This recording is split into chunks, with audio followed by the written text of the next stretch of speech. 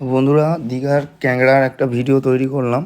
ক্যাংড়ার দারুণ টেস্ট। আমি এর আগেও দুবার নিয়ে গেছিলাম দীঘা থেকে এসে ক্যাংড়া, এবারেও নিলাম ক্যাংড়া। তা মেয়ে ক্যাংড়া চিনতে গেলে তোমরা দেখতে হবে মেয়ে ক্যাংড়ার নাভিটা মোটা হবে। এই যেমন নাভিকে মোটা, এটা হচ্ছে মেয়ে ক্যাংড়া, ডিম হয়ে আছে। আর ছেলে ক্যাংড়ার নাভিটা সরু হবে। দেখবে আমি ভিডিওতে তোমাদের দেখাবো যে ছেলে ক্যাংড়া কোনটা মেয়ে ক্যাংড়া। এটা দেখো মেয়ে ক্যাংড়া, এই যে ছেলে ক্যাংড়াটা দেখো নাভিটা সরু, আর মেয়ে ক্যাংড়ার নাভিটা মোটা। তোমরা প্রত্যেকে এই দীঘা থেকে এই ক্যাংড়াটা নিয়ে যেতে পারো, ট্রাই করে দেখতে পারো। এই ক্যাংড়াটা দারুণ টেস্ট।